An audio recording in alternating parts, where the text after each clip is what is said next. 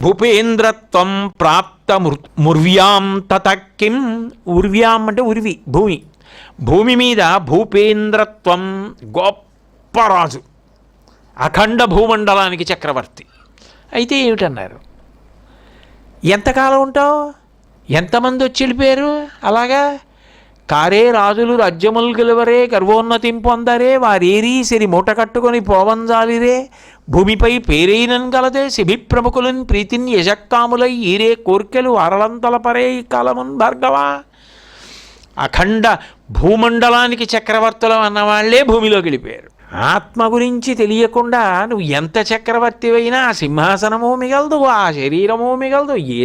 మహా అయితే మిగిలినవాడు చింత చెక్కలో కాలేడు, ఆయన గంధపు చెక్కల్లో కాలేడు. కారణం ఒకటే. కాబట్టి భూపేంద్రత్వం ప్రాప్తముర్వ్యాం తతకిం దేవేంద్రత్వం సంభృతం వా తతకిం. నువ్వు దేవేంద్రుడైతే ఆవిడకి కావాలి. అది పుణ్యం అయిపోయిన తర్వాత కింద పడిపోవాలి, అది పోతుంది. పోయేది ఎంత గొప్పదైతే మాత్రం కావాలరా. భూమి మీద చక్రవర్తి అయితే ఎవరికి? ఇంద్రుడైతే ఎవరికి? ముండీంద్రత్వం చోపలబ్ధం తతకిం. సన్యాసులకే నేను అధిపతిని, యతులకు అధిపతిని అంటే మాత్రం ఆ జ్ఞానము కలగాలి. జ్ఞానము కలగకుండా బట్ట రంగోటి మార్చుకుంటే ఏమిటి ప్రయోజనం? నేనంటలేదు బాబాయ్, శంకరాచార్యులు వారు అన్నది నేను చెప్తున్నాను అంతే. కాబట్టి ముండీంద్రత్వం చోపలబ్ధం తతకిం. నువ్వు యతులకు నేను అధిపతిని అంటే మాత్రం, ఏ రంగు బట్ట కట్టుకుంటే మాత్రం ఆత్మజ్ఞానం కలగనప్పుడు దానివల్ల ఉపయోగం ఏమిటి?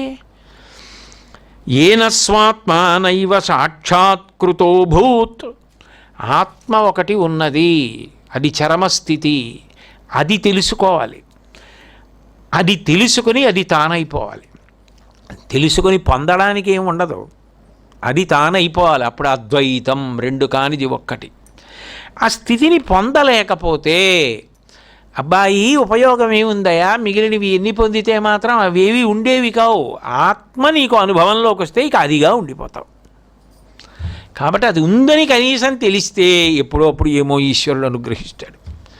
కాబట్టి అటువంటి పరమార్థమును ప్రకాశింపచేసిన మహాపురుషులెవరో వారు శంకర భగవత్పాదులు. కనీసం ఇన్ని కోట్ల మంది మనుష్యులు వచ్చి వెళ్ళిపోయే వాళ్ళకి దేశకాలములతో సంబంధం లేకుండా ఇంత ఉత్తమ బోధ చేసినటువంటి జగద్గురువులకు కనీసం నమస్కారం చేయలేకపోతే ఆ జన్మ ఏం జన్మ అవుతుంది? అప్పుడు ఇంకా పురాణ స్మృతి సారజ్ఞాయ నమః.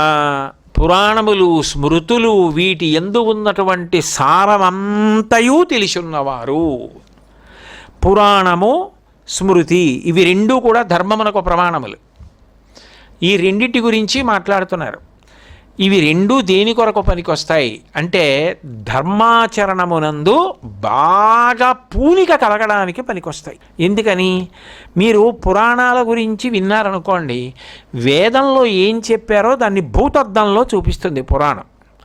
వేదంలో చెప్పిన ఒక విషయం పురాణంలోకి వచ్చేటప్పటికి బాగా తెలుస్తుంది. సత్యం వద ధర్మంచర అన్నారనుకోండి, సత్యం వద రాముడు, సత్యమేవేశ్వరో లోకే సత్యం పద్మాశ్రితా సదా సత్యమూలాని సర్వాణి సత్యాన్నాస్తి పరమం పదం అంటాడు.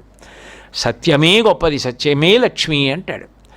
అటువంటి సత్యమును పట్టుకుని హరిశ్చంద్రుడు ఎంత గొప్ప స్థితిని పొందాడు. సత్యమును పట్టుకుని రాముడు ఏమయ్యాడు, ధర్మాన్ని పట్టుకుని రాముడు ఏమయ్యాడు, ధర్మాన్ని పట్టుకుని ధర్మరాజు గారు ఏమయ్యారు. యుగాలు మారిపోయినా వాళ్ళ కథలు, వాళ్ళ పేర్లు, వాళ్ళ చరిత్రలు ఎలా నిలబడిపోయాయి. వేదంలో చెప్పిన మంత్రాన్ని భూతద్దంలో చూపిస్తుంది. అంత మాత్రం చేత అది కల్పిత కథ కాదు, అది ఇతిహాసం. ఇతిహాసం అంటే ఇతిహాసం, ఆ విధముగానే జరిగినది. అందుకే దానిని రచించినటువంటి వ్యక్తి కూడా అందులోనే వ్యక్తి. పాత్ర అంటే కల్పిత కథ అని, అందులో ఆయన పాత్రలు, పాత్రధారులు అన్నారు అనుకోండి, కల్పిత కథ అని గుర్తు. ఒకరి మస్తిష్కంలోంచి కల్పింపబడింది కాదు, అది యథార్థమే అనుకోండి. దాని రచయిత కూడా అందులో వ్యక్తి అయిపోతారు. ఇప్పుడు భాగవతం ఉంది, అందులో వ్యాసుడు అంతర్భాగం. భారతం ఉంది, వ్యాసుడు అంతర్భాగం.